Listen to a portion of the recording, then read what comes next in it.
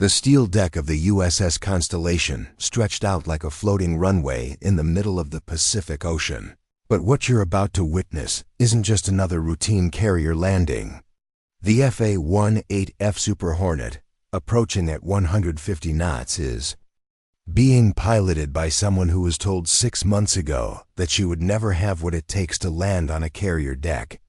The voice in the control tower belongs to the same officer who declared her attempts futile. But Lieutenant Sarah Chun is about to make her 1,000th consecutive perfect approach, shattering every assumption about what's possible when determination meets skill. Before we jump back in, tell us where you're tuning in from. And if this story touches you, make sure you're subscribed because tomorrow, I've saved something extra special for you. Lieutenant Sarah Chun adjusted her flight helmet and ran through her pre-flight checklist one final time as the humid Virginia morning air hung heavy around Naval Air Station Oceana. To anyone observing the routine preparation, she appeared to be just another pilot preparing for another training mission. Her flight suit bore the standard patches and insignia of a junior naval aviator, nothing distinguishing her from the dozens of other pilots who walk these tarmacs daily. At 28, Sarah possessed the kind of understated presence that allowed her to blend seamlessly into the background of military life, never drawing unnecessary attention to herself or her aspirations. What the casual observer couldn't see was the careful way Sarah moved through her preparations, each action deliberate and measured. Her equipment checks were more thorough than required, her weather assessments more detailed than necessary, and her communication with ground crews more professional than expected from someone of her rank. These weren't the habits of someone trying to impress superiors or prove a point. They were the ingrained behaviors of someone who understood that excellence in aviation came through consistency in the smallest details, even when no one was watching. The other pilots in her squadron had grown accustomed to Sarah's quiet efficiency over the past 18 months. She arrived earlier than required, stayed later than necessary, and approached every aspect of flight training with a methodical precision that some found admirable and others found slightly obsessive. During briefings, she listened more than she spoke, taking notes on procedures that other pilots considered routine. In the ready room, she studied weather patterns and approach techniques, while others discussed weekend plans or complained about duty assignments. Sarah's background file, if anyone had bothered to examine it closely, contained several interesting details that might have explained her unusual dedication to preparation. She had graduated summa cum laude from the Naval Academy with a degree in aeronautical engineering, followed by flight training where she consistently scored in the top 5% of her class. Her instructors noted her exceptional spatial awareness and ability to remain calm under pressure, qualities that typically predicted success in carrier aviation. However, none of these achievements seemed to carry much weight when it came to the one aspect of naval aviation that mattered most to her. The morning briefing at Naval Air Station Oceana followed the same format that had been used for decades, with flight instructors outlining weather conditions, training objectives, and safety protocols. Sarah sat in the third row, maintaining the same attentive posture she had cultivated throughout her military career. Around her, pilots with varying levels of experience prepared for different phases of their training progression. Some were working on basic formation flying, others on weapons delivery, and a select few on the advanced techniques required for carrier operations. When Commander Jake Morrison called the meeting to order, his voice carried the authority of someone who had spent 15 years in naval aviation and had earned respect through demonstrated competence rather than rank alone. Morrison was known throughout the squadron as a fair but demanding officer who maintained high standards for everyone under his command. His evaluation reports were considered accurate, and his recommendations carried significant weight with senior leadership. However, Morrison also represented the traditional mindset that had dominated naval aviation for generations. And some of his opinions about who belonged in certain roles had been shaped by decades of experience in a predominantly male environment. As Morrison reviewed the day's training schedule, Sarah noticed that her name appeared on the list for advanced tactical maneuvering exercises, the same type of training she had been receiving for several months.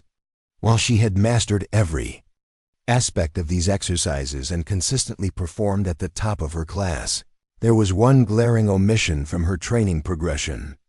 Despite her exceptional performance in all other areas of flight training, she had never been assigned to carrier qualification training, the program that would prepare her for the most challenging and prestigious aspect of naval aviation. Sarah had requested carrier training assignment multiple times over the past year, each request accompanied by documentation of her superior performance in all prerequisite areas. Her flight evaluations consistently rated her as exceptional in precisely the skills most critical for carrier operations: spatial awareness, stress management, precise aircraft control, and ability to execute complex procedures under pressure were all areas where she had demonstrated mastery. Yet each request had been denied with polite but firm explanations about scheduling conflicts, training capacity limitations, or the need for additional experience in other areas. The truth, which everyone understood but no one stated directly, was that carrier aviation remained one of the most tradition-bound areas of military service. The image of the carrier pilot as the ultimate expression of naval aviation excellence had been cultivated over decades, and that image had specific characteristics that Sarah didn't fit. Despite all the official policies about equal opportunity and merit-based advancement, the practical reality was that some doors remained more difficult to open than others. After the briefing concluded, Sarah approached Commander Morrison's desk with the same professional demeanor she maintained in all her interactions with superior officers.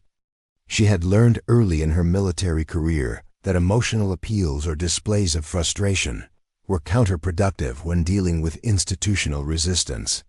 Instead, she relied on factual presentations and persistent professionalism to make her case for opportunities that others might take for granted.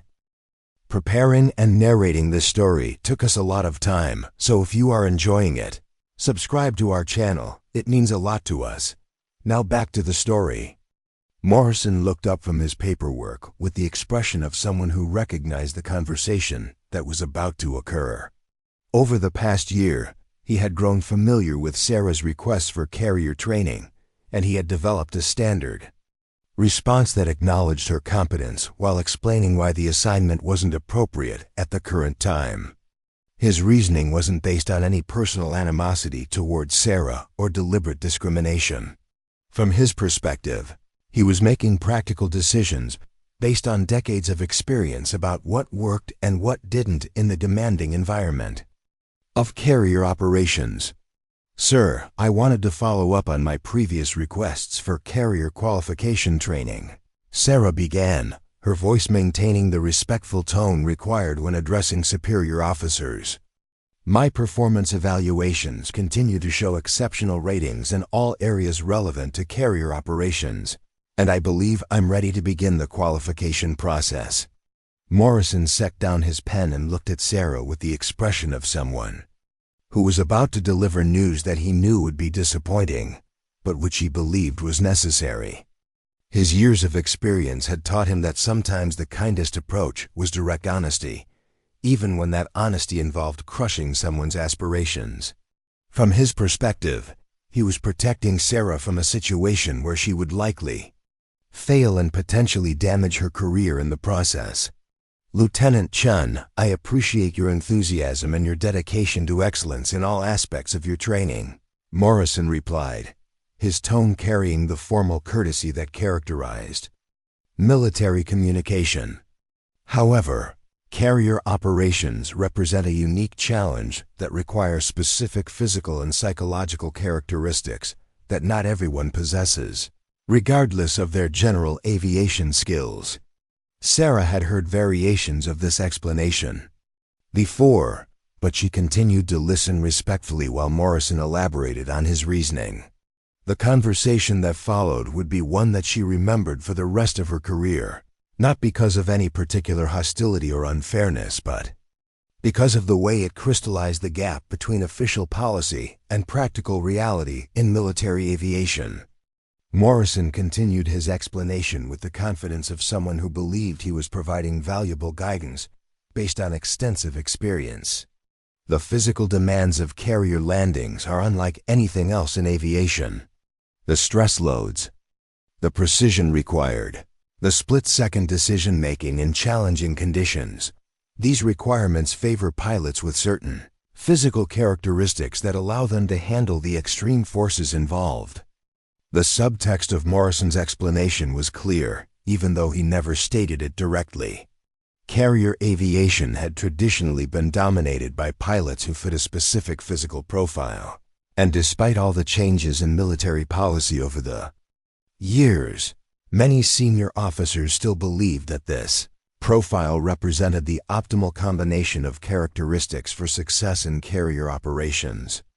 Sarah's smaller stature and different physical characteristics were seen as disadvantages that no amount of skill or determination could overcome. Furthermore, Morrison added, the psychological pressure of carrier operations is extraordinary. The margin for error is essentially zero, and the consequences of failure are catastrophic, not just for the pilot, but for the entire flight deck crew. This environment requires a level of aggressive confidence that's difficult to develop and impossible to fake. Some pilots naturally possess these characteristics, while others, despite their best efforts, simply don't have what it takes. Sarah listened to Morrison's explanation without interrupting, maintaining the professional composure that had become second nature during her military career. She understood that Morrison wasn't deliberately trying to be discouraging or unfair. From his perspective, he was sharing the wisdom gained through years of experience and protecting her from what he genuinely believed would be a frustrating and potentially dangerous situation. However, his assessment was based on assumptions about her capabilities that had never been tested through actual carrier training. When Morrison finished his explanation, Sarah responded with the same measured professionalism she had maintained throughout the conversation. "Sir, I understand the unique challenges of carrier operations, and I believe my training and performance record demonstrate that I possess the skills and temperament necessary for success. I would welcome the opportunity to prove my capabilities through actual training rather than theoretical assessments." Morrison's expression showed a mixture of admiration for Sarah's persistence and concern about her inability to accept what he saw as practical limitations. In his experience, the pilots who succeeded in carrier aviation were those who possessed an almost reckless confidence in their abilities, combined with the physical characteristics necessary to handle the extreme demands of the environment. Sarah's methodical approach and careful preparation, while admirable in other contexts, didn't fit his mental model of what made a successful carrier pilot. "Lieutenant, I'm going to be direct with you because I believe you deserve honesty rather than false encouragement," Morrison said, leaning forward in his chair to emphasize the seriousness of his message. Carrier landings aren't just difficult, they're impossible for pilots who don't have exactly the right combination of physical and psychological characteristics. The environment doesn't accommodate different approaches or alternative techniques. Either you have what it takes or you don't, and no amount of training can bridge that gap. The finality in Morrison's voice made it clear that this conversation was intended to close the door on Sarah's carrier aviation aspirations rather than simply postpone them until a more convenient time. From his perspective, he was doing her a favor by preventing her from pursuing the goal that would ultimately lead to disappointment and potentially damage her career in naval aviation. Better to focus her talents on areas where she could excel rather than waste time and resources on something that was fundamentally incompatible with her characteristics. Sarah thanked Morrison for his time and candor, maintaining the professional courtesy that was expected in military interactions, even when receiving disappointing news. As she left his office, she carried with her not just the frustration of another denied request, but also the clear understanding that her path to carrier aviation would require more than exceptional performance in standard training programs. The institutional resistance she faced wasn't based on malice or deliberate discrimination, but rather on deeply held beliefs about who belonged in certain roles within naval aviation. That evening, Sarah sat in her quarters reviewing her training records and performance evaluations, looking for any area where improvement might strengthen her case for carrier training. Her files documented consistent excellence across all aspects of flight training, with particular strength and precisely the areas most relevant to carrier operations. Her instructors had noted her exceptional ability to maintain aircraft control under stress, her superior situational awareness during complex maneuvers, and her remarkable consistency in executing precise approaches under challenging conditions. However, Sarah understood that documentation alone wouldn't overcome the institutional skepticism she faced. Morrison's comments had made it clear that the barriers to her carrier aviation goals weren't based on questions about her current abilities, but rather on fundamental assumptions about what types of pilots could succeed in that environment. Changing those assumptions would require more than excellent training performance. It would require demonstrating capabilities that challenged the traditional understanding of what carrier aviation required. As Sarah planned her next steps, she realized that her journey toward carrier qualification would need to follow a different path than the standard progression that other pilots experienced. Instead of waiting for official assignment to carrier training, she would need to create opportunities to demonstrate her capabilities in ways that couldn't be dismissed or overlooked. The challenge wasn't just learning to land on a carrier deck. It was proving that the assumptions about who could master those skills were fundamentally flawed. The conversation with Morrison had provided Sarah with valuable clarity about the nature of the obstacles she faced, even though it hadn't provided the outcome she had hoped for. Rather than discouraging her from pursuing carrier aviation, his directness had helped her understand exactly what she would need to prove, and how she might go about proving it. The path ahead would be more difficult than she had originally anticipated, but it was still a path that could be traveled by someone with sufficient determination and skill. Sarah's quiet confidence in her own abilities hadn't been shaken by Morrison's assessment, because she understood that his doubts were based on theoretical assumptions rather than direct observation of her performance under carrier-like conditions. While she respected his experience and authority, she also recognized that his perspective had been shaped by decades of working within a system that had rarely given pilots like her the opportunity to prove themselves in the most demanding environments. The institutional resistance Sarah faced wasn't unique to her situation or even to gender-related barriers in military aviation. Throughout the history of naval aviation, there had always been assumptions about who possessed the right characteristics for success in different roles, and these assumptions often persisted long after the underlying realities had changed. Breaking through these barriers required not just competence, but exceptional performance that couldn't be explained away or dismissed through traditional justifications. As Sarah prepared for sleep that night, she carried with her a clear understanding of the challenge ahead and a quiet determination to meet it on its own terms. Morrison's assessment that carrier landings were impossible for someone with her characteristics would either prove to be accurate, or it would become another example of how institutional assumptions could blind even experienced professionals to possibilities that existed outside their traditional frameworks. The only way to determine which outcome would prevail was through actual performance under real conditions.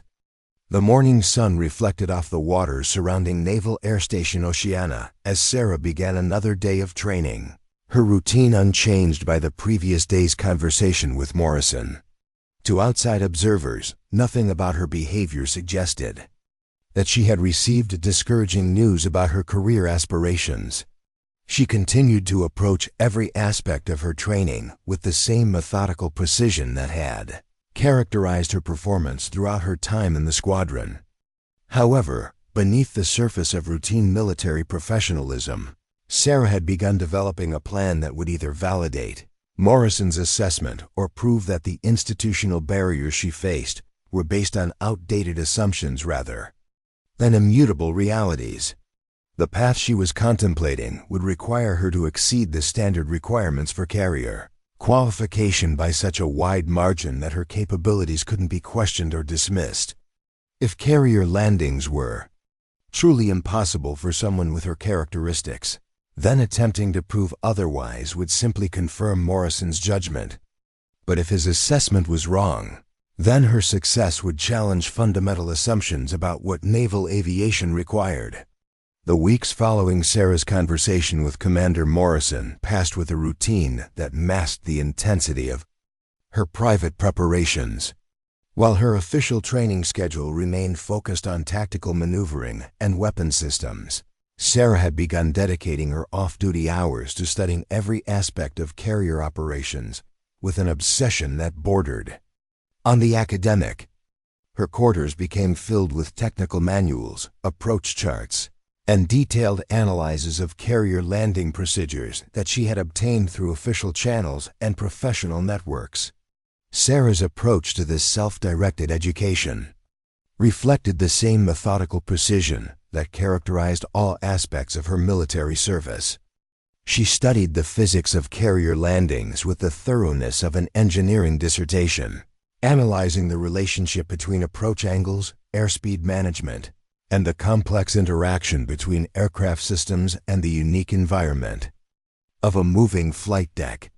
Her notebooks filled with calculations about descent rates, hook engagement dynamics, and the split-second timing required to execute successful arrests on a deck that rose and fell with ocean swells.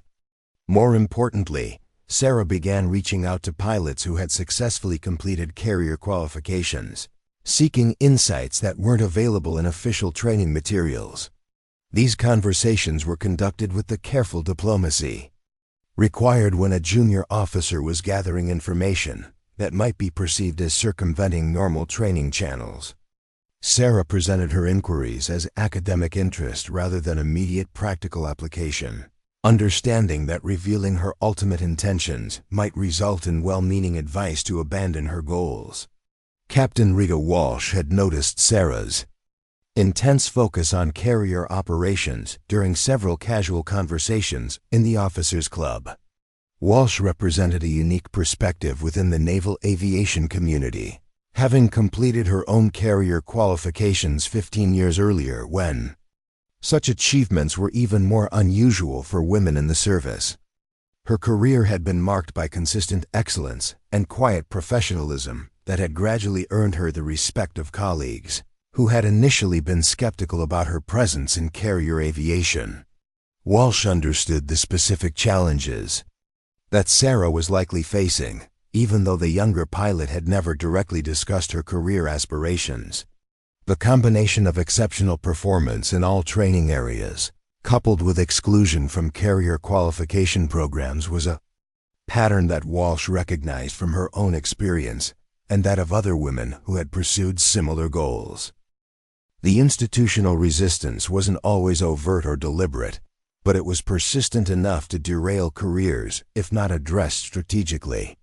During a chance encounter in the base library, Walsh observed Sarah studying detailed technical specifications for carrier approach systems.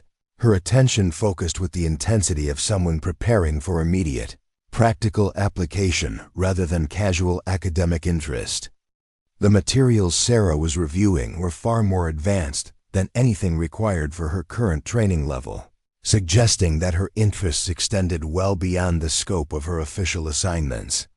Walsh approached Sarah's table with the casual manner of a senior officer making conversation with a junior colleague, but her questions were carefully chosen to assess the younger pilot's true intentions and level of commitment. "Those approach charts make for interesting reading," Walsh commented, settling into the chair across from Sarah. "Are you working on a research project for one of your instructors?" Sarah looked up from her materials with a slight surprise. of someone who had been deeply absorbed in complex technical information. She recognized Captain Walsh by reputation and understood that this unexpected conversation might represent either an opportunity or a potential complication, depending on how she handled the interaction. Her response needed to be honest enough to build trust while remaining appropriately circumspect about goals that hadn't been officially sanctioned. "I'm trying to understand the technical requirements for carrier operations," Sarah replied carefully.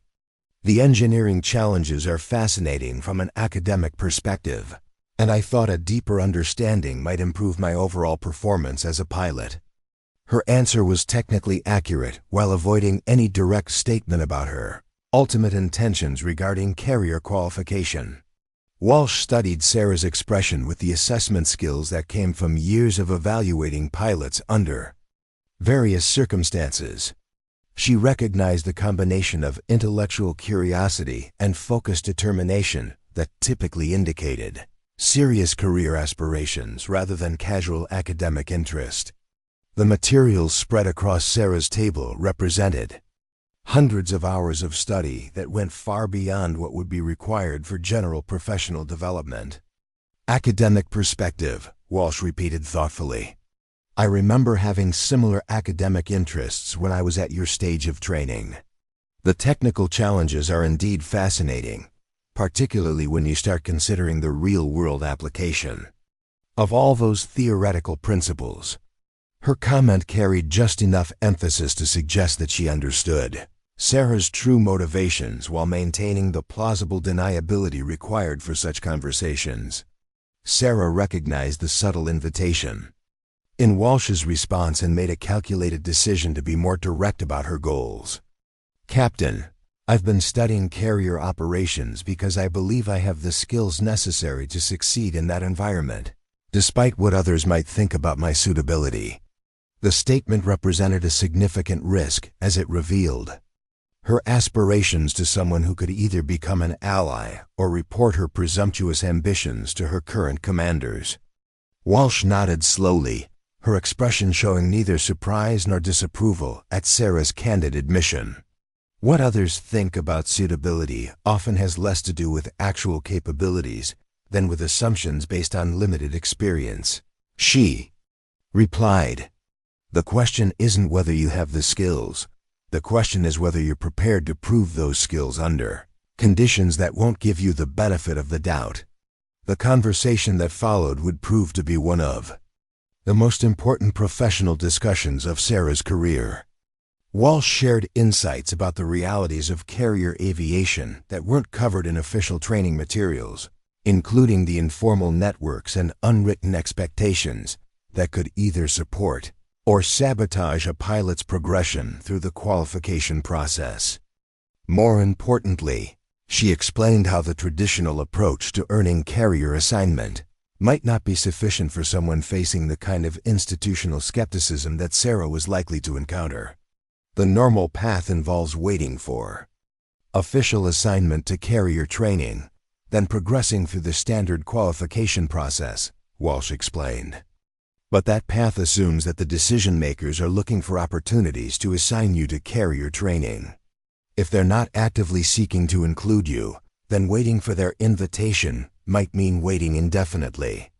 Walsh's assessment confirmed what Sarah had already begun to suspect based on her repeated requests for carrier training assignment.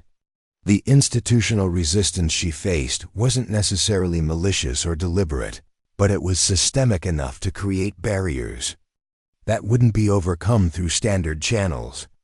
Breaking through those barriers would require demonstrating capabilities that exceeded normal expectations by such a wide margin that her qualifications couldn't be questioned or dismissed. "What would you recommend for someone in my situation?" Sarah asked, understanding that Walsh's advice was based on direct experience with similar challenges. Walsh paused before responding, clearly weighing the appropriateness of the guidance she was about to provide. "There are occasionally opportunities for pilots to demonstrate carrier landing capabilities outside the normal training progression," she said carefully. "Test flights, emergency qualifications, special assignments that require immediate carrier capability. These opportunities are rare, but they exist for pilots who are prepared to take advantage of them when they arise. The implication of Walsh's suggestion was clear. Instead of waiting for official assignment to carrier training, Sarah could position herself to respond immediately when circumstances created opportunities for direct demonstration of carrier landing capabilities. This approach would require maintaining a level of preparedness that went far beyond normal training requirements, but it offered a potential path around the institutional barriers that had blocked her progression through traditional channels. Walsh continued her explanation with the practical advice that came from someone who had successfully navigated similar challenges. The key is being so thoroughly prepared that when an opportunity arises, your performance is flawless from the very first attempt. There won't be time for learning curves or gradual improvement. You'll need to demonstrate mastery immediately, under conditions that might not be optimal, with observers who are looking for any excuse to confirm their existing doubts. Sarah understood the enormous implications of what Walsh was suggesting. Instead of the gradual progression that characterized normal carrier training, she would need to achieve instant mastery of the most challenging aspect of naval aviation. The pressure would be extraordinary, the margin for error non-existent, and the consequences of failure would likely end any future opportunities for carrier assignment. However, success under such conditions would prove her capabilities beyond any possible dispute. The conversation with Walsh provided Sarah with more than just strategic advice. It gave her access to resources and insights that weren't available through official channels. Walsh offered to share her personal collection of carrier approach videos, detailed briefing materials from various carriers, and contact information for other pilots who might be willing to provide informal guidance. These resources represented years of accumulated experience that could accelerate Sarah's preparation significantly. More importantly, Walsh provided Sarah with a realistic assessment of what would be required to succeed in the approach she was contemplating. Carrier landings aren't just technically challenging, Walsh explained. They require a level of aggressive precision that many excellent pilots never develop. You have to be willing to commit completely to each approach, even when conditions aren't perfect, even when your instincts are telling you to wave off and try again. This psychological aspect of carrier operations was something that Sarah had understood intellectually but hadn't fully appreciated in practical terms. The traditional training progression allowed pilots to gradually develop the confidence and aggressiveness required for carrier landings through repeated practice under increasingly challenging conditions. Sarah's accelerated path would require her to develop these psychological skills through simulation and mental preparation, rather than gradual exposure to actual carrier conditions. Walsh's final piece of advice carried the weight of hard-earned experience. When your opportunity comes, and it will come if you're prepared for it, remember that you're not just proving your own capabilities. You're proving that the assumptions about who can succeed in carrier aviation might be wrong. That's a heavy responsibility, but it's also a tremendous opportunity to change how the Navy thinks about pilot capabilities. The weeks following Sarah's conversation with Walsh were marked by an intensification of her preparation that went far beyond anything she had attempted before. Her official training performance remained excellent, but her off-duty hours were now devoted entirely to mastering every aspect of carrier operations through study, simulation, and mental rehearsal. Her quarters became a private training facility, where she spent hours each day practicing the precise hand-eye coordination required for carrier approaches. Sarah had obtained access to advanced flight simulators through connections Walsh had provided, allowing her to practice carrier landings under various conditions without requiring official approval for carrier training. These simulation sessions revealed the enormous gap between theoretical knowledge and practical application. Even with her exceptional flying skills and thorough understanding of carrier procedures, The simulation exercises were initially humbling experiences that demonstrated just how much she still needed to learn. The physical demands of simulated carrier landings proved to be even more challenging than Sarah had anticipated. The precision required for successful hook engagement demanded a level of aircraft control that pushed her existing skills to their limits. The timing of flare, touchdown, and throttle management had to be executed within tolerances measured in fractions of seconds, with no opportunity for correction once the approach sequence began. More challenging than the physical skills were the psychological adjustments required for carrier approach procedures. The aggressive confidence that Walsh had described as essential proved difficult to develop through simulation alone. Sarah found herself being overly cautious during approaches, seeking perfect conditions before committing to landing attempts. This conservative approach, while safe, was incompatible with the realities of carrier operations where pilots had to be willing to accept landings under less than optimal conditions. Sarah's determination to overcome these challenges led her to seek additional training opportunities outside normal military channels. She arranged for private instruction with retired carrier pilots who offered specialized training for civilian pilots seeking to understand carrier procedures.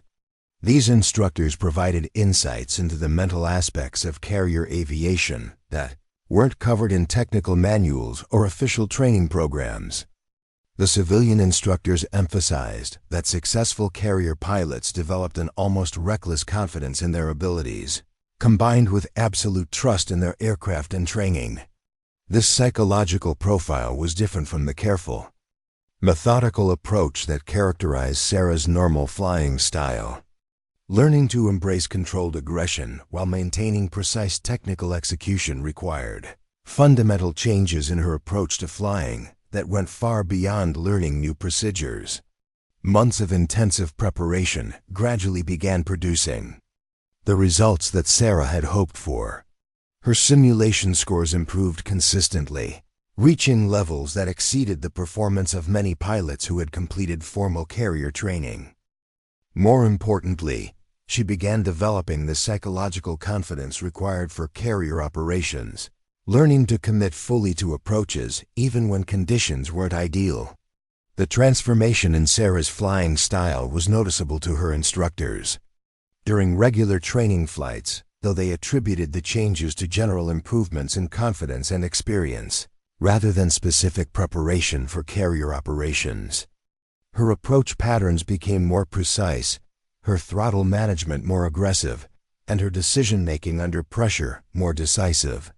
These improvements enhanced her performance across all aspects of flight training, masking the specialized nature of her preparation. Sarah's unofficial network of advisors and instructors grew to include several retired carrier pilots who had become interested in her project. These experienced aviators recognized the unique challenges she faced and were impressed by her dedication to overcoming institutional barriers through exceptional preparation. Their support provided both technical guidance and psychological encouragement during periods when the magnitude of her task seemed overwhelming. The most valuable insight from her expanded network of advisors was that carrier landing success wasn't just about individual skill, but about understanding the complex interaction between pilot, aircraft, and deck crew. Successful carrier pilots developed an almost intuitive sense of how their aircraft would respond under various conditions, coupled with complete trust in the landing signal officers who guided approaches from the deck. This level of integration required experience that couldn't be fully replicated through simulation or training exercises. As Sarah's preparation entered its 6th month, she began to feel confident that she possessed the technical skills necessary for successful carrier operations. Her simulation scores consistently exceeded published standards for carrier qualification, and her understanding of carrier procedures was more thorough than that of many pilots who had completed formal training. However, she understood that her preparation would mean nothing without an opportunity to demonstrate these capabilities under actual conditions. The opportunity that Walsh had suggested might arise came sooner than Sarah had expected, though, in a form that presented both tremendous possibilities and significant risks. Word began circulating through unofficial channels that the USS Constellation would be conducting emergency qualification exercises for pilots who needed immediate carrier certification for deployment requirements. The program was designed for experienced pilots who required rapid qualification due to unexpected personnel changes, but it theoretically was open to any pilot who could demonstrate readiness for immediate testing. Sarah realized that this emergency qualification program represented exactly the type of opportunity that Walsh had described. Instead of waiting for assignment to standard carrier training, she could volunteer for immediate testing under conditions that would either prove her capabilities definitively or end her carrier aviation aspirations permanently. The program's accelerated timeline meant that there would be no opportunity for gradual improvement or second chances. Success would require flawless performance from the first attempt. The decision to pursue this opportunity required careful consideration of the potential consequences. Failure during emergency qualification would likely result in permanent exclusion from carrier aviation, confirming the doubts that commanders like Morrison had expressed about her suitability. Success, however, would prove that her capabilities exceeded those of pilots who had completed conventional training programs, potentially opening doors that had previously seemed permanently closed. Sarah spent her final weeks of preparation focusing on the psychological aspects of carrier operations that couldn't be fully developed through simulation. She worked with sports psychologists who specialized in high-pressure performance, learning mental techniques for maintaining focus and confidence under extreme stress. These sessions helped her develop strategies for managing the intense pressure that would accompany her opportunity to prove herself. The technical aspects of her preparation were as complete as they could be without actual carrier experience. Her simulation scores had plateaued at levels that exceeded published requirements for carrier qualification by significant margins. Her understanding of carrier procedures was comprehensive, and her physical skills had been honed to the point where precise aircraft control had become automatic rather than conscious effort. As the date for emergency qualification exercises approached, Sarah found herself in the unusual position of being more thoroughly prepared for carrier operations than many pilots who had completed formal training programs. Her months of intensive study and practice had given her theoretical knowledge and simulated experience that exceeded normal training requirements. However, she was about to discover whether this preparation would translate into success under the unforgiving conditions of actual carrier operations.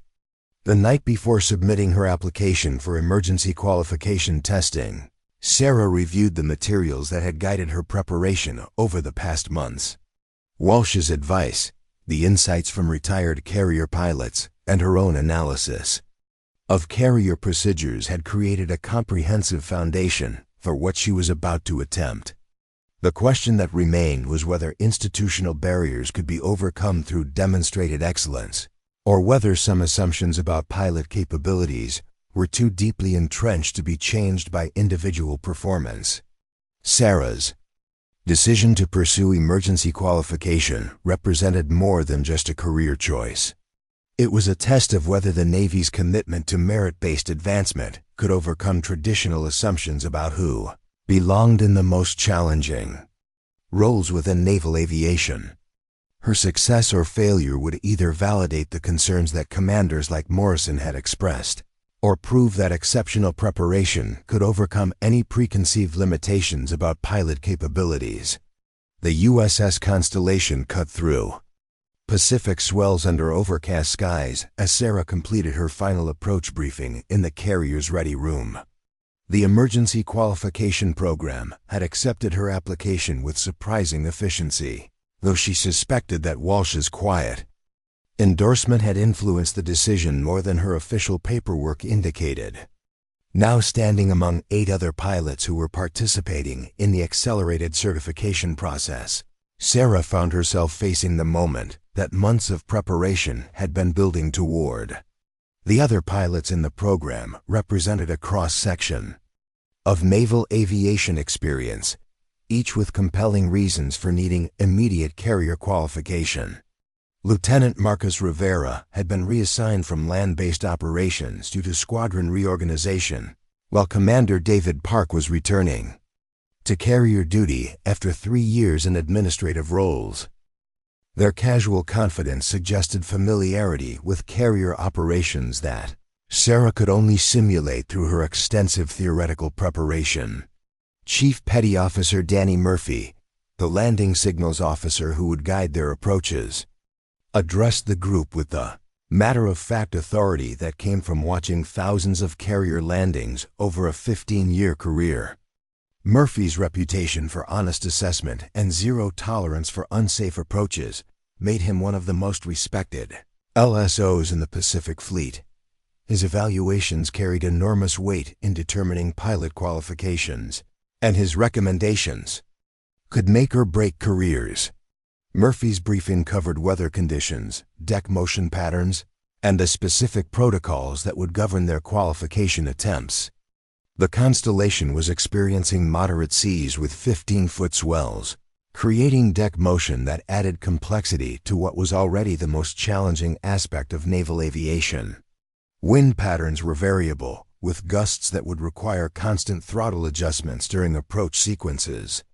Today's conditions represent typical operational environment, Murphy explained, his voice carrying the calm confidence that characterized experienced carrier personnel.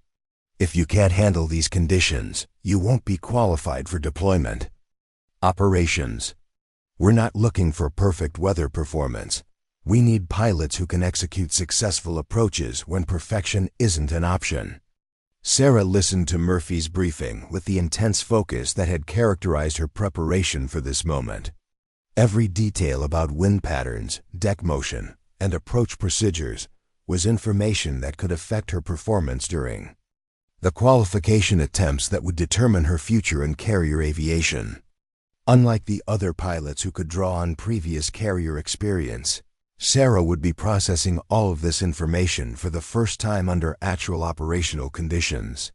The technical briefing that followed Murphy's overview provided specific details about the Constellation's arrestor gear configuration, approach lighting systems, and communication procedures.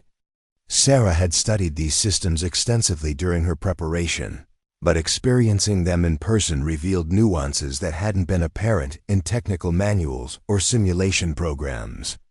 The complexity of coordinating multiple systems while maintaining precise aircraft control was becoming more apparent as the reality of carrier operations replaced her theoretical understanding. Following the formal briefing, Murphy approached Sarah with the casual demeanor of someone making routine conversation, though his questions were clearly designed to assess her readiness for what she was about to attempt. Lieutenant Chun, I've reviewed your training records, and I notice this will be your first time aboard a carrier. Are you confident that your preparation has covered everything you'll need for successful qualification? Sarah recognized the significance of Murphy's question, understanding that her response would influence his expectations for her performance and potentially affect the guidance he provided during her approaches. Her answer needed to demonstrate confidence without appearing overconfident, acknowledging the challenges while expressing readiness to meet them. Chief Murphy, I understand that no amount of simulation can fully prepare someone for actual carrier operations, Sarah replied. However, I've studied every aspect of carrier procedures extensively, and I believe my preparation has given me the foundation necessary for successful adaptation to real conditions. Her response struck the balance between humility and confidence that experienced evaluators typically respected. Murphy nodded thoughtfully, his expression suggesting neither approval nor skepticism, but rather the neutral assessment that characterized professional military evaluation. Preparation is essential, but adaptation is what matters once you're in the groove. The pilots who succeed here are those who can adjust their technique, based on real-time conditions rather than trying to replicate. Perfect simulation performance. The conversation with Murphy provided Sarah with valuable insight into his evaluation philosophy and expectations. Unlike instructors who focus primarily on technical execution, Murphy emphasized adaptability and decision-making under dynamic conditions.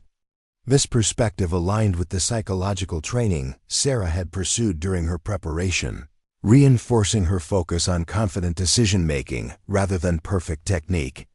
As the group moved from the ready room to the flight deck, Sarah experienced her first direct exposure to the operational environment of a carrier at sea.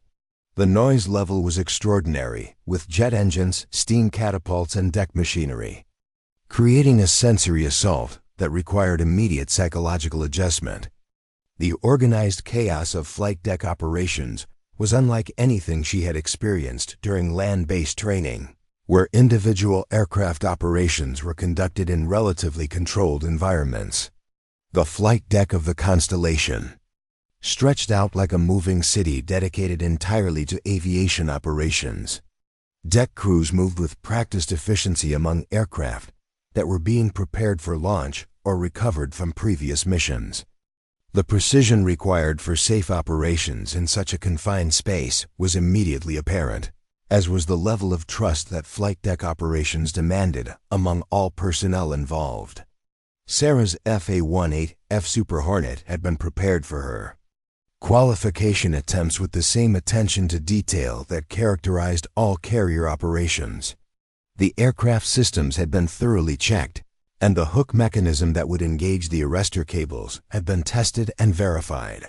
However, Sarah understood that mechanical reliability was only one factor in successful carrier landings. Her ability to execute precise approaches under dynamic conditions would determine whether her months of preparation translated into actual qualification. The pre-flight inspection of her aircraft provided an opportunity to settle into the operational rhythm of carrier aviation while focusing on familiar procedures. Sarah's methodical approach to aircraft inspection reflected her engineering background and her understanding that successful carrier operations depended on absolute confidence in aircraft systems. Any mechanical uncertainty during approach sequences could compromise the split-second decision-making that carrier landings required. Lieutenant Rivera, who was scheduled to attempt his qualification flights immediately before Sarah's session, offered encouragement based on his previous carrier experience. "The first approach is always the most intimidating," he commented while completing his own pre-flight preparations. "Once you feel how the aircraft responds to carrier approach procedures, everything starts making sense. Trust your training, and trust the LSO guidance." Rivera's advice carried the weight of direct experience, and Sarah appreciated his willingness to share insights that might improve her performance. However, she also understood that his previous carrier experience gave him advantages that no amount of preparation could fully replicate. His muscle memory and psychological familiarity with carrier operations would allow him to focus on technique refinement rather than fundamental adaptation to a new environment. As Sarah climbed into her aircraft cockpit, she carried with her the accumulated knowledge from months of intensive preparation combined with the uncertainty that accompanied any untested theoretical framework. Her simulation scores and technical understanding suggested that she possessed the skills necessary for successful carrier qualification. But the transition from simulation to reality represented a test that could only be passed through actual performance. The startup procedures for carrier-based operations included additional safety checks and communication protocols that reflected the unique requirements of shipboard aviation. Sarah worked through these procedures with the deliberate precision that had characterized all aspects of her military training, understanding that any deviation from established protocols could result in immediate disqualification regardless of her flying abilities. Communication with the Constellation's air traffic control confirmed that weather conditions remained within acceptable parameters for qualification attempts, though the variable wind patterns would require constant attention. During approach sequences, Sarah's radio checks revealed clear communication with both the control tower and a landing signals officer position, ensuring that she would receive proper guidance during her qualification attempts. The taxi procedures on the carrier flight deck required navigation through a complex pattern of deck markings, while avoiding the movements of other aircraft and deck personnel. Sarah followed the directions of deck crew members whose hand signals guided her aircraft toward the catapult position where she would begin her qualification sequence. The precision required for safe deck operations was immediately apparent, as was the level of coordination needed among all personnel involved in flight operations. Waiting in the catapult queue provided Sarah with an opportunity to observe other aircraft launching and recovering, giving her direct exposure to the operational tempo that characterized carrier aviation. The steam catapult launch sequence was more violent than anything she had experienced during simulation, as the acceleration forces pressed her back into her ejection seat with intensity that demanded immediate physiological adaptation. The launch itself represented a transition from the controlled environment of the carrier deck to the dynamic challenges of managing aircraft operations in proximity to a moving ship. Sarah's first experience with catapult launch confirmed that her physical preparation had been adequate, as she maintained full control of her aircraft despite the extreme acceleration forces that marked the beginning of carrier operations. Once airborne, Sarah began the process of transitioning from theoretical knowledge to practical application of carrier approach procedures. The sight of the Constellation from several miles away revealed the true challenge of carrier landings, as the flight deck appeared impossibly small compared to the land-based runways where she had developed her flying skills. The moving deck created additional complexity, as successful approaches would require timing that accounted for the ship's movement through ocean swells. Sarah's first practice approach was designed to familiarize her with the visual references and timing requirements of carrier operations without attempting an actual landing. Flying the approach pattern allowed her to experience the sight picture and control responses that characterized carrier aviation while building confidence for subsequent qualification attempts. The approach also provided Murphy with an opportunity to assess her basic technique and offer guidance for improvement. Murphy's voice came through her headset with the calm authority that experienced LSOs brought to their guidance role. Constellation, your lineup and glide path look good. Maintain current approach speed and watch for deck motion during your final approach. Call the ball when you have visual on the approach lights. The call the ball procedure required Sarah to confirm visual contact with the optical landing system that would guide her final approach to the carrier deck. This system provided precise glide path information that pilots used to maintain proper approach angle despite the challenges of landing on a moving deck.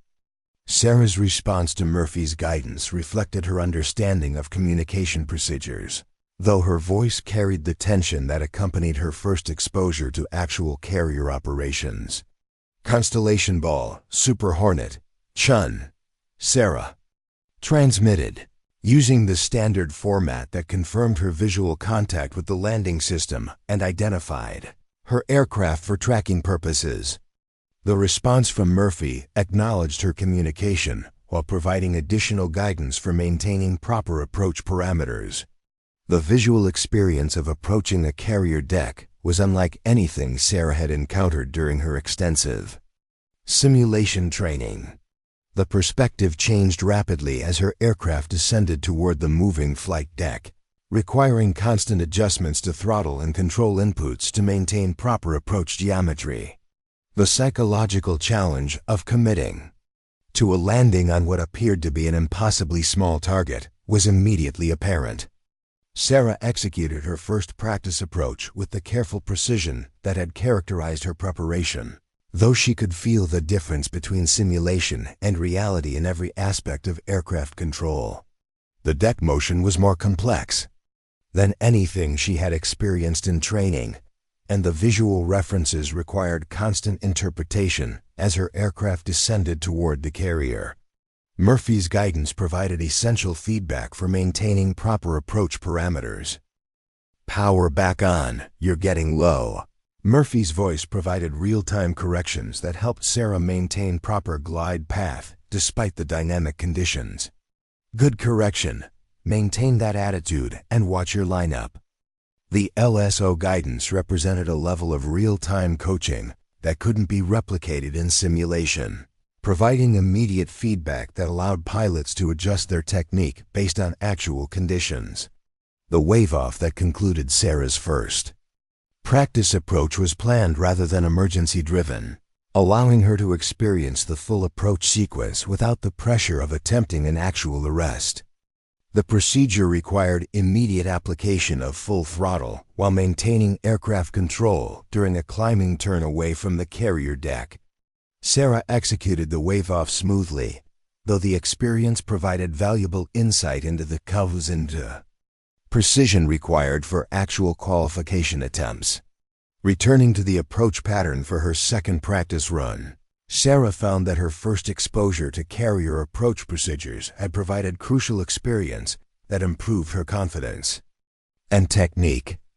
The visual references that had seemed foreign during her initial approach now began to make sense, and her aircraft control inputs became more natural as she adapted to the unique requirements of carrier aviation. Murphy's guidance during the second approach reflected his assessment that Sarah was adapting well to carrier procedures, with suggestions for refinement rather than major corrections.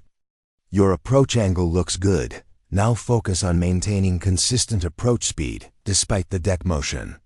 Trust your instruments and use the optical landing system for precise glide path control." The second practice approach demonstrated clear improvement in Sarah's technique as her aircraft control became more confident and her communication more natural.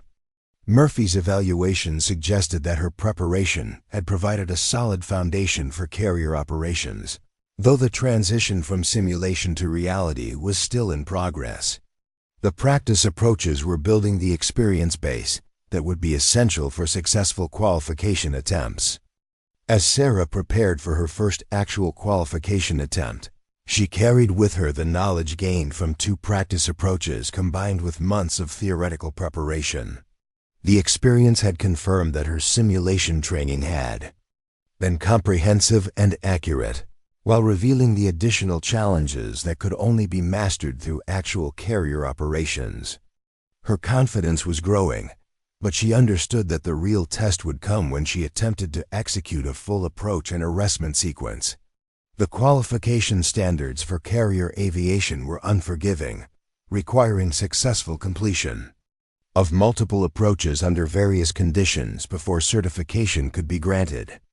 Sarah's performance during practice approaches suggested that she possessed the basic skills necessary for qualification, but the consistency and precision required for certification would demand execution at a level that exceeded normal flight training standards.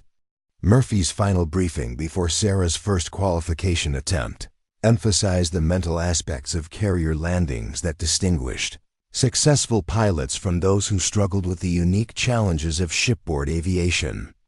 "The technical skills are just the foundation," he explained. "Success requires commitment to each approach regardless of conditions. Half-hearted approaches don't work on carriers. You either commit fully to the landing or you wave off decisively. There's no middle ground." Sarah understood that Murphy's guidance reflected the psychological reality of carrier aviation, where the margin for error was too small to accommodate tentative or uncertain approaches. Her months of preparation had been building toward this moment when theoretical knowledge would be tested under conditions that demanded absolute confidence in her abilities and complete trust in her training. The qualification attempts that would determine Sarah's future in carrier aviation were about to begin, representing the culmination of months of preparation and the test that would either validate her capabilities or confirm the doubts that had been expressed about her suitability for this demanding aspect of naval aviation. Sarah's first qualification attempt began with the methodical precision that had defined her approach to every challenge throughout her military career. As her A-18F Super Hornet aligned with the carrier's approach corridor, she drew upon months of intensive preparation while adapting to the reality of actual carrier conditions. The practice approaches had provided valuable experience, but this attempt would determine whether her theoretical mastery could translate into the flawless execution required for qualification. Chief Murphy's voice carried its characteristic calm authority as he guided Sarah through the initial phases of her approach. Constellation, you're looking good on lineup and altitude. Maintain your current approach speed and prepare for glide slope intercept. The LSO's guidance provided essential real-time feedback that helped Sarah maintain proper approach parameters despite the challenging conditions created by variable winds and deck motion. The optical landing system came into focus as Sarah descended toward the carrier deck, providing the precise visual references that would guide her final approach sequence. The Fresnel lens system displayed the familiar ball of light that indicated proper glide path, though maintaining position on the glide. Slope required constant throttle adjustments as ocean swells caused the deck to rise and fall beneath her aircraft. Sarah's engineering background proved invaluable as she processed the complex interaction of variables that affected her approach trajectory.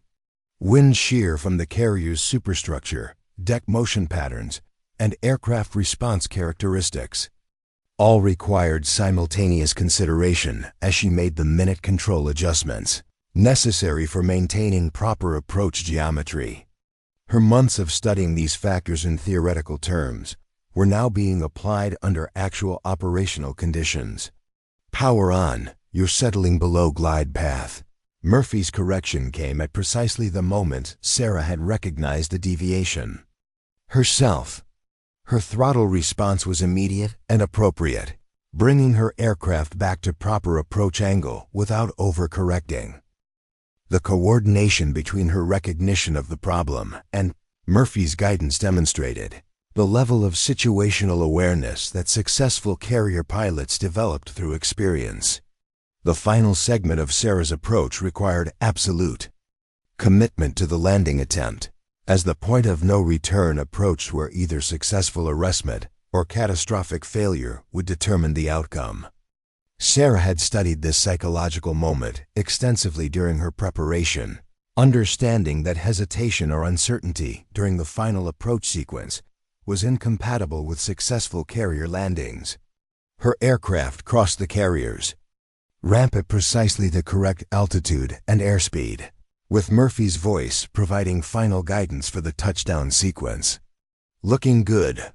Bring it aboard," he transmitted, confirming that her approach parameters met the standards for attempted arrestment. Sarah's aircraft struck the carrier deck with the controlled violence that characterized all successful carrier landings, her tailhook engaging the number 3 arrestor wire and bringing her aircraft to a complete stop within 300 feet. The immediate aftermath of her first successful carrier landing was marked by the professional satisfaction that came from executing a complex procedure flawlessly under challenging conditions. Sarah had demonstrated that her months of preparation had provided adequate foundation for carrier operations, though she understood that single successful approach represented only the beginning of her qualification process. Murphy's evaluation of her first landing was delivered with the matter-of-fact assessment that characterized experienced LSO feedback, solid approach, and good hook engagement. Your throttle work during the final approach showed good understanding of carrier procedures. Prepare for your next approach when ready. The positive evaluation provided confirmation that Sarah's technique was developing appropriately, though the qualification process would require consistent performance across multiple approaches. The taxi procedures following her successful arrestment allowed Sarah to experience the complete cycle of carrier operations while processing the lessons learned from her first qualification attempt. The mechanical systems had performed exactly as expected, and her aircraft control had been adequate for successful landing, though she identified several areas where improved technique could enhance her performance during subsequent attempts. As Sarah prepared for her second qualification attempt, she carried with her the confidence that came from proving that her preparation had been adequate for initial success. However, she also understood that carrier qualification required demonstration of consistent performance rather than isolated successful landings. The standards for certification demanded excellence across multiple approaches under varying conditions. The second approach began with improved confidence as Sarah applied lessons learned from her first successful landing. Her aircraft handling was more natural, and her communication with Murphy reflected growing familiarity with carrier procedures. The approach sequence proceeded smoothly until variable wind conditions created challenges that tested her ability to adapt to changing parameters during final approach. Murphy's guidance became more active as wind gusts affected Sarah's approach trajectory. "You're drifting right of centerline, correct with slight left rudder. Power back on, you're getting low again." The LSO's corrections required immediate response as Sarah worked to maintain proper approach geometry despite the dynamic wind conditions that characterized carrier operations at sea. The demanding conditions of her second approach provided valuable experience in managing the multiple variables that could affect carrier landing success. Sarah's responses to Murphy's guidance demonstrated improving coordination between visual references, instrument readings, and aircraft control inputs. Her successful completion of the second approach confirmed that her initial success hadn't been simply a fortunate accident. Another good approach and arrestment. Murphy's evaluation acknowledged Sarah's consistent performance while noting areas for continued improvement. "Your adaptation to wind conditions showed good airmanship. Continue focusing on smooth throttle." Inputs during the final approach phase. The feedback provided specific guidance for enhancing her technique during subsequent qualification attempts. The pattern continued through Sarah's third and fourth qualification attempts, with each approach demonstrating gradual improvement in her carrier landing technique. The challenges varied with changing wind conditions and deck motion patterns, providing experience with the range of conditions that carrier pilots encountered during operational deployments. Sarah's consistent success was building the experience base necessary for full qualification. By her fifth qualification attempt, Sarah had developed the confidence and familiarity with carrier procedures that allowed her to focus on refinement rather than basic adaptation. Her approach patterns had become more precise, her throttle management smoother, and her communication more natural. Murphy's evaluations reflected recognition that Sarah was approaching the performance standards expected of qualified carrier pilots. However, it was during her seventh qualification attempt that Sarah encountered the type of challenging conditions that truly tested her preparation and adaptability.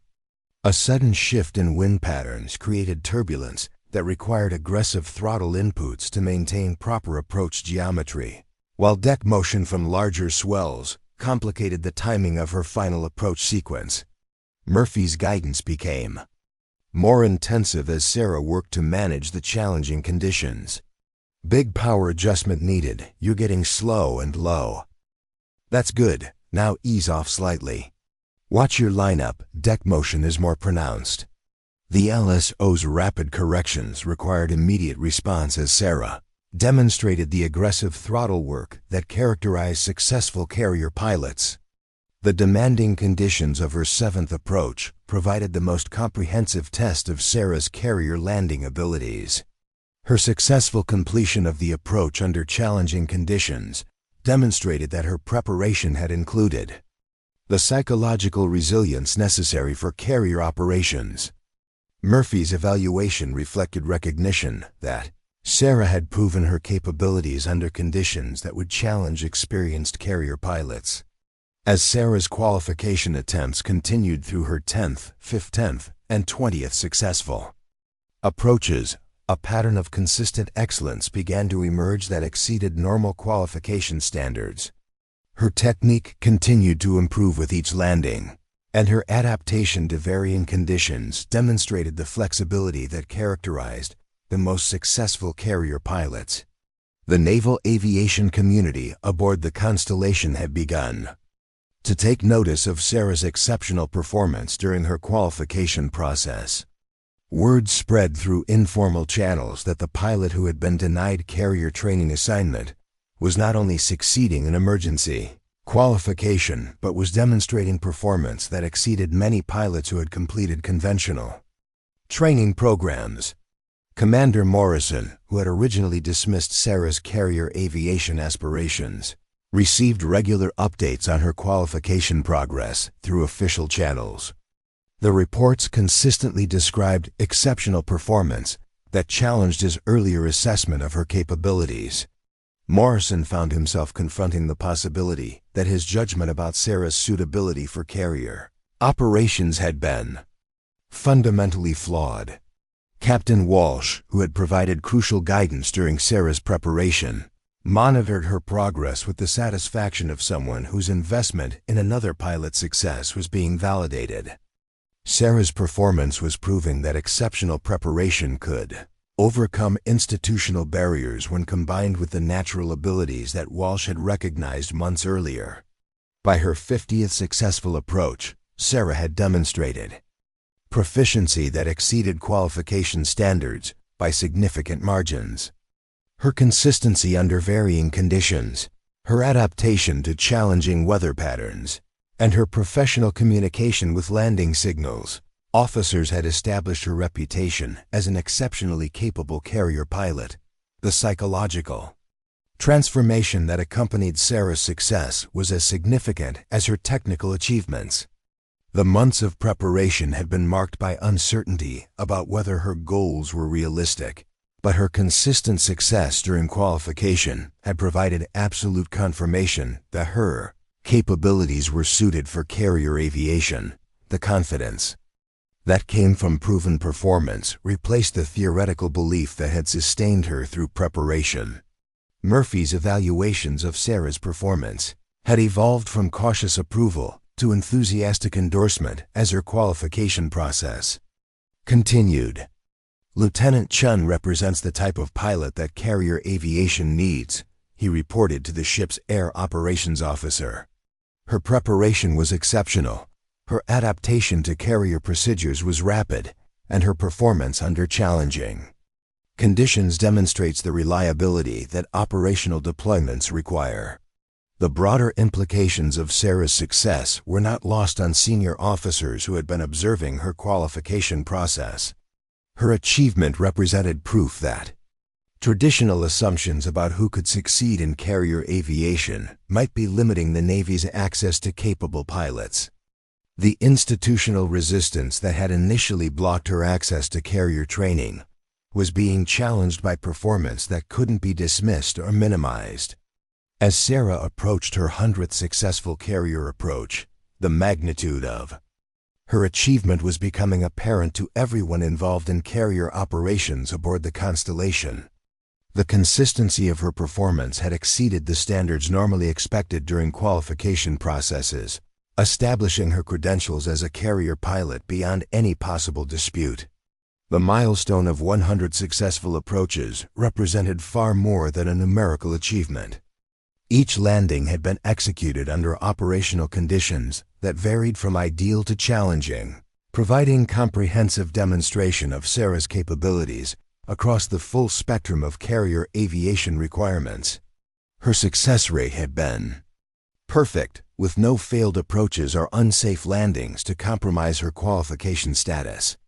However, Sarah's commitment to excellence drove her to continue beyond the minimum requirements for qualification.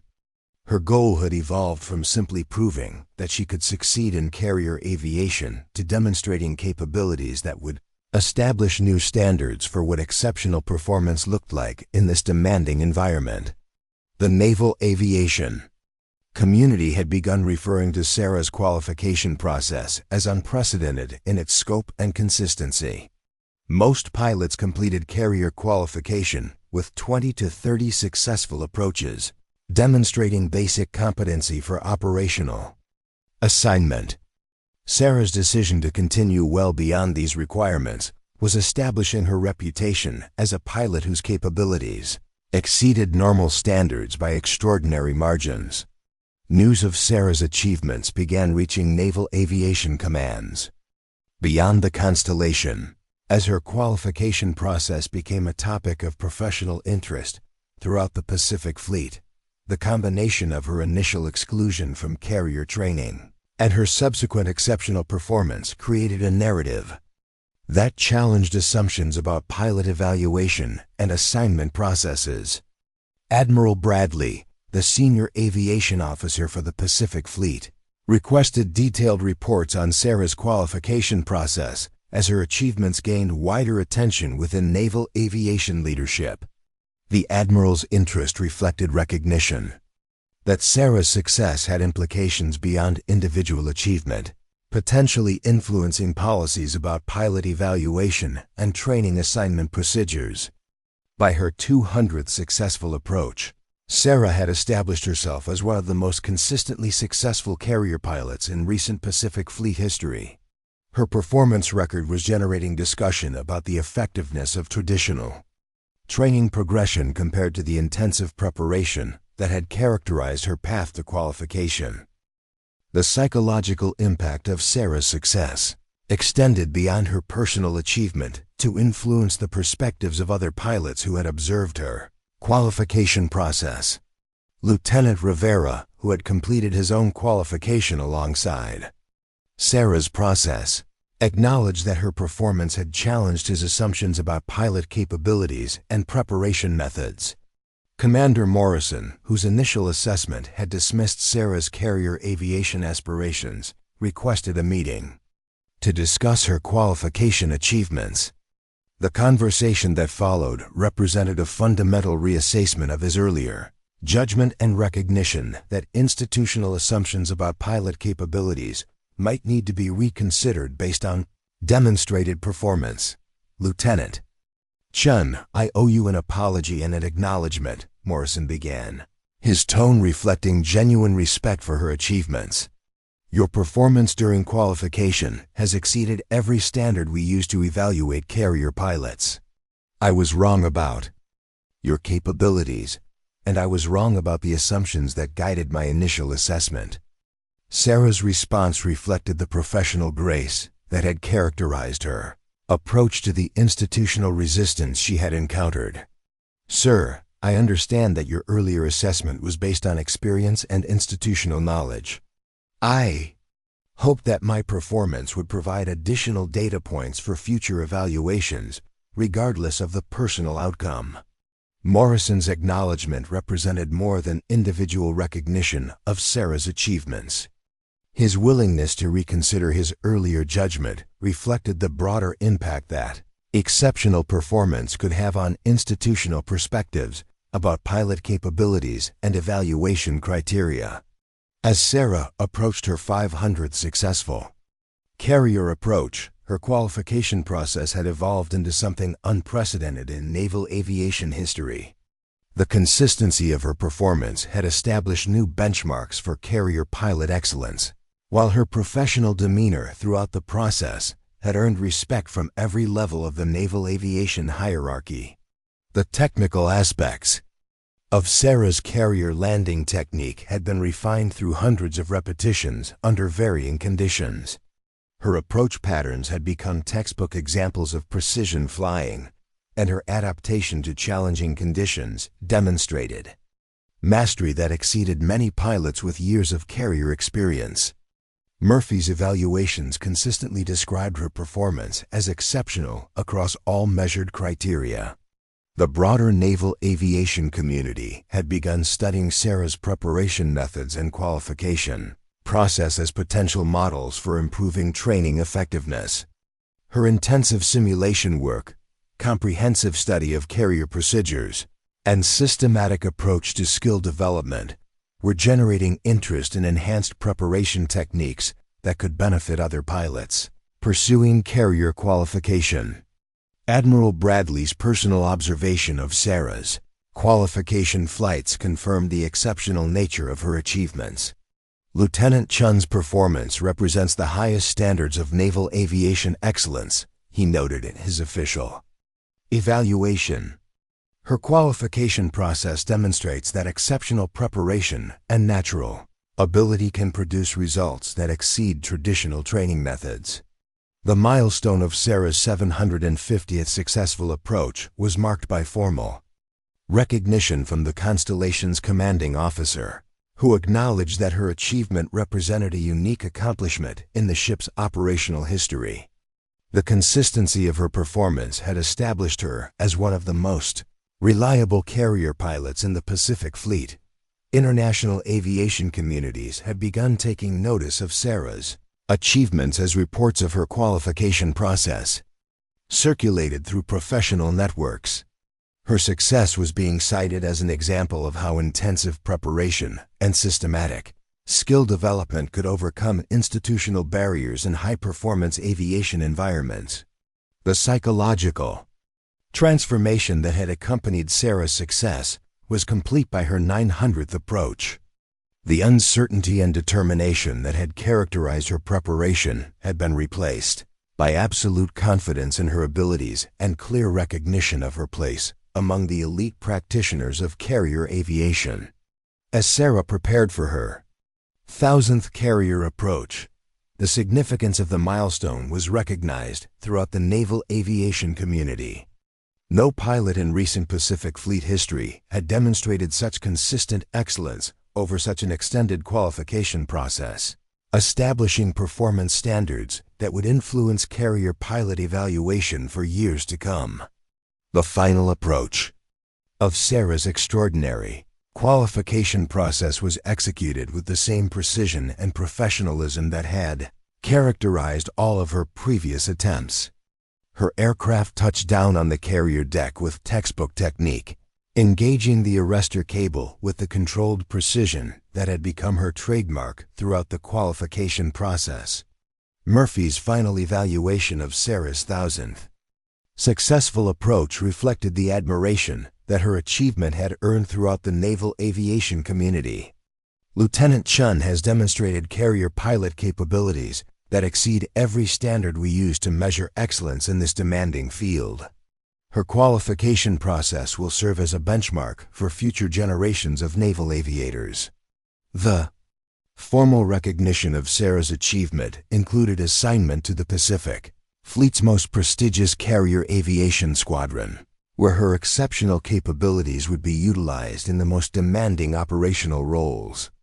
Her success had not only proven her personal qualifications, but had also demonstrated that institutional assumptions about pilot capabilities could be challenged through exceptional performance. The long-term impact of Sarah's achievement extended far beyond her individual success. Her qualification process had influenced policy discussions about pilot evaluation criteria, training assignment procedures, and the importance of recognizing exceptional preparation and natural ability regardless of traditional assumptions about who belonged in specific roles. Commander Morrison's final assessment of Sarah's achievement acknowledged the broader implications of her success. Lieutenant Chun's qualification process has demonstrated that our evaluation methods must evolve to recognize exceptional capabilities regardless of preconceived assumptions. Her achievement represents not just personal success, but institutional learning that will benefit naval aviation for generations.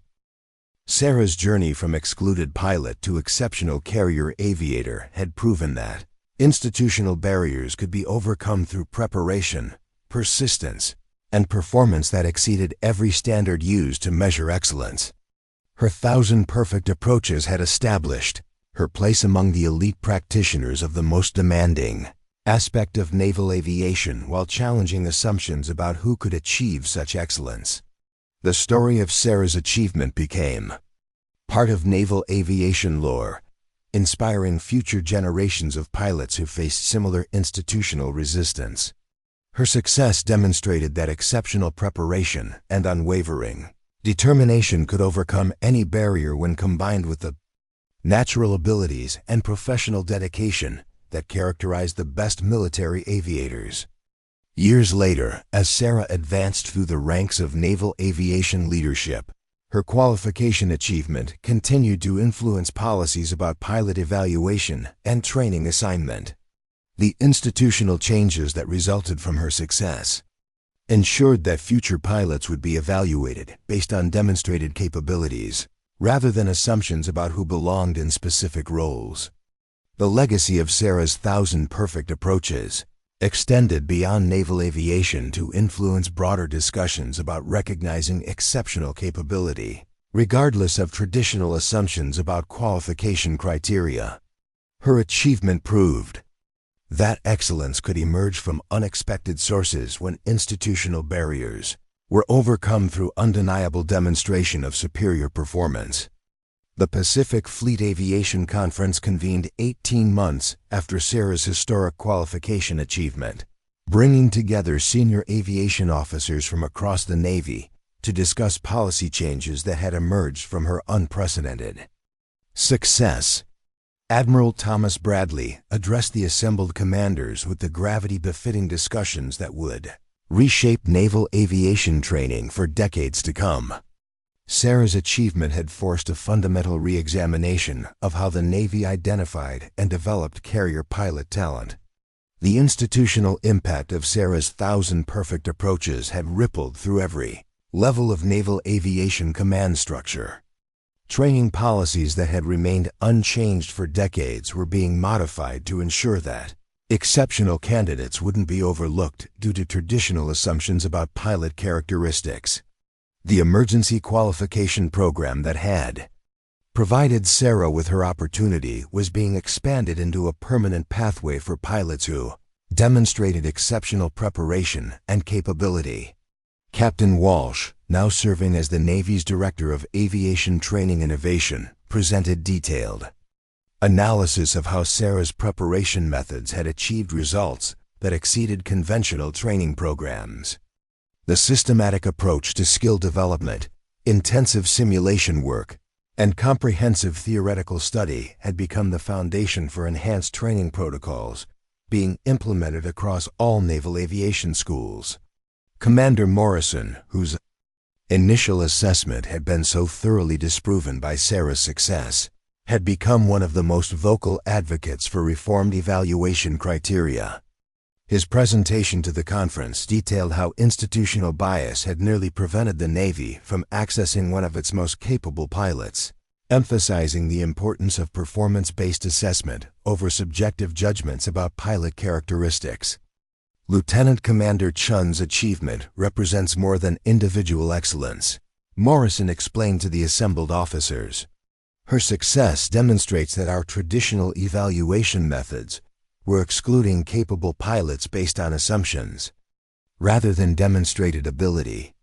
The institutional changes resulting from her qualification process have already improved our ability to identify and develop exceptional talent. Sarah's promotion to lieutenant commander had been accompanied by assignment to the Navy's most elite carrier squadron, where her exceptional skills were being utilized in the most demanding operational roles. Her reputation within the aviation community had evolved from controversial candidate to respected leader whose opinions on training and pilot development carried significant weight with senior leadership. The influence of Sarah's achievement extended beyond naval aviation to affect broader military policies about recognizing and developing exceptional talent, regardless of traditional assumptions about qualification criteria. Her success had become a case study in military leadership schools, demonstrating how institutional barriers could limit access to capable personnel if evaluation methods weren't regularly reassessed. Dr. Elena Vasquez, the flight surgeon who had monitored Sarah's physiological responses during her qualification process, presented research findings that challenged traditional assumptions about the physical requirements for carrier aviation. Sarah's performance data had demonstrated that technical skill and psychological resilience were more predictive of carrier pilot success than conventional physical characteristics. The research implications of Sarah's achievement were being studied by aviation psychologists and training specialists who recognized that her preparation methods had achieved results that exceeded conventional approaches. The systematic skill development techniques she had employed were being incorporated into enhanced training programs that improved success rates for all carrier pilot candidates. Lieutenant Marcus Rivera, who had qualified alongside Sarah during the emergency program, addressed the conference about the psychological impact of witnessing her exceptional performance. Lieutenant Commander Chun's achievement changed how our entire squadron understood the possibilities for excellence in carrier aviation, he explained. Her success demonstrated that exceptional preparation and commitment could produce results that exceeded what anyone thought was possible. The ripple effects of Sarah's success had influenced pilot recruitment efforts as the Navy sought to attract candidates who might have been overlooked by traditional selection criteria. The enhanced evaluation methods that resulted from her achievement were identifying exceptional talent from more diverse backgrounds, strengthening the overall quality of naval aviation personnel. Chief Petty Officer Murphy, whose guidance had been crucial during Sarah's qualification process, had been promoted to Master Chief and assigned to lead the Navy's Advanced LSO training program. His experience with Sarah's exceptional performance had provided insights into coaching techniques that helped other pilots achieve higher levels of carrier landing proficiency. Working with Lieutenant Commander Chun taught me that exceptional pilots often require different coaching approaches than conventional candidates, Murphy explained during his presentation. Her systematic preparation and analytical mindset required guidance that emphasized technical precision rather than intuitive flying techniques. Understanding these individual differences has improved my effectiveness with all pilots. The international aviation community had taken notice of Sarah's achievement, with foreign naval aviation services requesting information about the training innovations that had emerged from her success. The enhanced preparation methods and evaluation criteria were being studied by allies who recognized the potential for improving their own pilot development programs. Sarah's influence on naval aviation policy had extended to her current role as a test pilot evaluating new carrier aircraft systems. Her exceptional understanding of carrier operations, combined with her analytical approach to flight testing, made her invaluable for assessing how new technologies would perform in the demanding carrier environment. The technical innovations that resulted from Sarah's test pilot work were improving carrier operations for all pilots. Her recommendations for enhanced approach lighting systems, improved arrestor gear configurations, and refined LSO communication protocols were being implemented across the fleet based on her unique perspective as someone who had mastered carrier operations through systematic analysis. The mentorship program that Sarah had established for pilots pursuing carrier qualification had become a model for professional development throughout naval aviation. Her systematic approach to skill building and her understanding of how to overcome institutional barriers were helping other pilots achieve success in challenging assignments. Lieutenant Jennifer Park, one of Sarah's first mentees, had recently completed her own carrier qualification using preparation methods adapted from Sarah's approach. Park's success demonstrated that the techniques weren't unique to Sarah's individual capabilities but represented replicable methods for achieving excellence in carrier aviation. Lieutenant Commander Chun taught me that exceptional preparation could overcome any barrier, Park explained during her qualification debrief. Her systematic approach to skill development and her emphasis on psychological resilience provided the foundation for my own success. She proved that excellence was achievable through dedication and proper methodology. The aviation safety improvements that resulted from Sarah's influence were measurable across fleet operations. Her emphasis on systematic preparation and consistent execution had contributed to enhanced safety records as pilots adopted more thorough approaches to training and mission preparation. Admiral Bradley's annual assessment of Pacific Fleet aviation readiness highlighted the ongoing impact of innovations that had emerged from Sarah's qualification achievement. The enhanced training methods and evaluation criteria that resulted from Lieutenant Commander Chin's success have improved our overall pilot quality and operational effectiveness, he noted in his report to Navy leadership. The academic recognition of Sarah's achievement had led to invitations to speak at civilian aviation conferences and university programs studying high-performance skill development. Her systematic approach to mastering complex technical skills was being studied by researchers interested in human performance optimization across various fields. The book that Sarah had written about her qualification experience had become required reading in naval aviation training programs. Her detailed account of the preparation, methods and psychological techniques that had enabled her success provided practical guidance for pilots facing similar challenges in demanding operational environments. The documentary film about Sarah's achievement had reached audiences far beyond the military community, inspiring individuals in various fields who faced institutional barriers based on traditional assumptions about who could succeed in demanding roles. Her story had become a symbol of how exceptional preparation and unwavering determination could overcome any obstacle. The scholarship program that Sarah had established for promising naval aviation candidates was providing opportunities for pilots from diverse backgrounds to pursue carrier qualification. The program emphasized the systematic preparation methods that had been key to her own success while providing financial support for candidates who might otherwise lack access to enhanced training resources. The research center that had been named in Sarah's honor was studying advanced training techniques and human performance optimization in high-stress environments. The center's work was contributing to improved training methods not only for naval aviation but for other fields requiring exceptional performance under pressure. Captain Sarah Chun's current assignment as commanding officer of the Navy's premier carrier aviation squadron represented the culmination of a career trajectory that had been fundamentally altered by her qualification achievement. Her leadership style emphasized the same systematic approach to excellence that had characterized her own development as a pilot.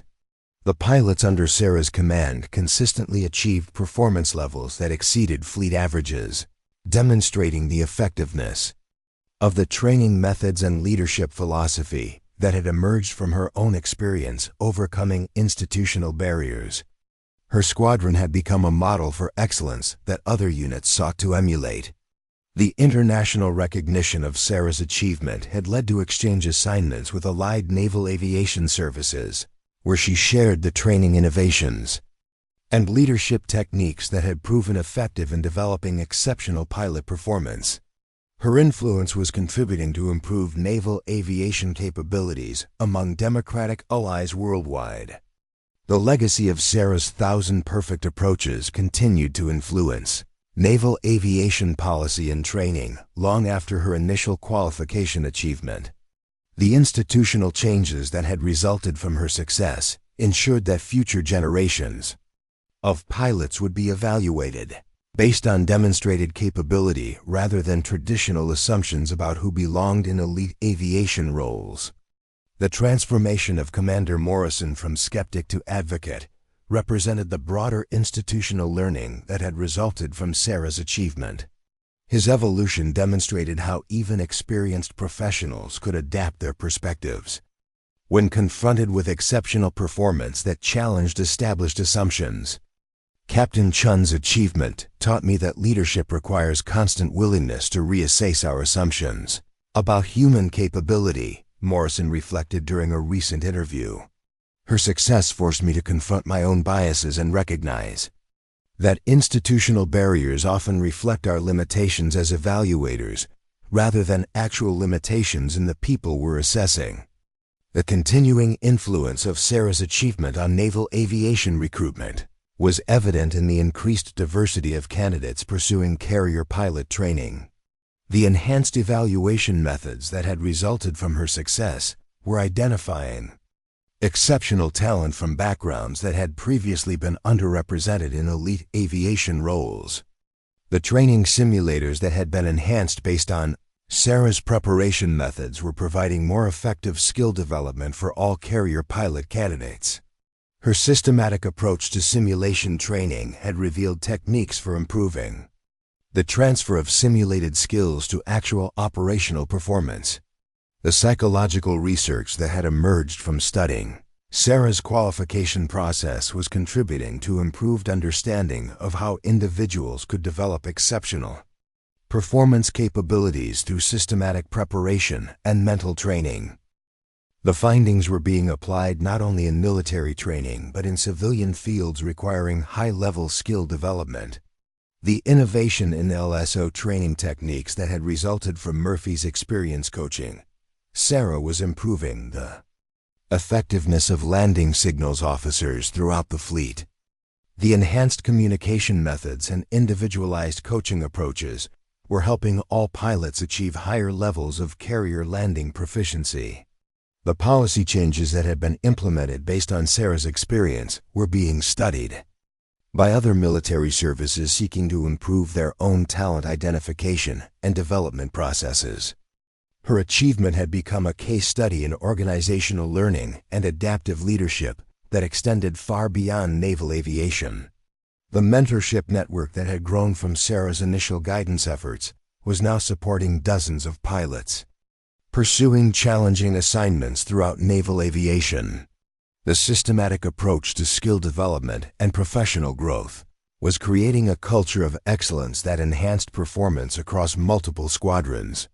The technical innovations that continued to emerge from Sarah's test pilot work were contributing to safer and more effective carrier operations. Her unique perspective as someone who had mastered carrier aviation through analytical study was providing insights that benefited all pilots operating in the carrier environment. The International Symposium on Aviation Excellence that Sarah had organized was bringing together leading pilots and researchers from around the world to share best practices for developing exceptional performance in demanding aviation environments. The symposium had become an annual event that influenced training methods globally. The charitable foundation that Sarah had established was providing support for young people interested in pursuing careers in aviation and aerospace. The foundation emphasized the importance of systematic preparation and perseverance in overcoming barriers to achieving ambitious goals.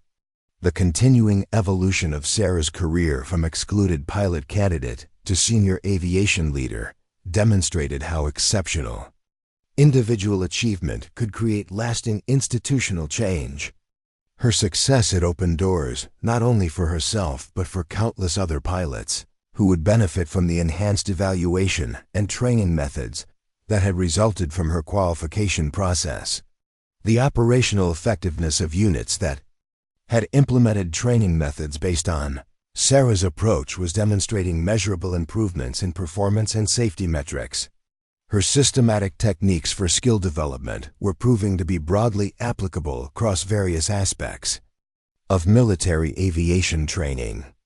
Admiral Bradley's final assessment of Sarah's career impact emphasized the transformational nature of her achievement for naval aviation as a whole. Captain Chun's qualification process fundamentally altered how we think about pilot capability and development, he noted. Her success demonstrated that exceptional performance could emerge from systematic preparation and unwavering determination, regardless of traditional assumptions about who belonged in elite aviation roles. The lasting legacy of Sarah's 1,000 perfect approaches extended far beyond her individual career.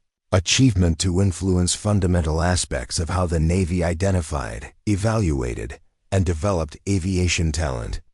Her success had proven that institutional barriers based on traditional assumptions could be overcome through exceptional performance that exceeded every standard used to measure excellence. The ongoing influence of Sarah's achievement on naval aviation policy ensured that future generations of pilots would have access to opportunities based on their demonstrated capabilities rather than subjective assessments of their suitability for challenging assignments. Her success had created lasting institutional change that would benefit the Navy's aviation community for decades to come. The inspiration that Sarah's story provided to individuals facing institutional barriers in various fields demonstrated the universal applicability of her approach to overcoming obstacles through exceptional preparation and unwavering commitment. TO excellence. Her achievement had become a symbol of what was possible when determination met systematic skill development in pursuit of seemingly impossible goals. The transformation of naval aviation training and evaluation methods that had resulted from Sarah's qualification process represented one of the most significant advances in military pilot development in decades. Her success had proven that innovative approaches to preparation and assessment could identify and develop exceptional talent that might otherwise be overlooked by traditional methods. The continuing recognition of Sarah's achievement within the broader aviation community reflected the lasting impact of her demonstration that excellence could emerge from unexpected sources when institutional barriers were overcome through undeniable performance. Her thousand perfect approaches had established new standards for what was possible in carrier aviation while inspiring countless individuals to pursue their own ambitious goals with systematic determination. Up next, you've got two more standout stories right on your screen. If this one hit the mark, you won't want to pass these up. Just click and check them out.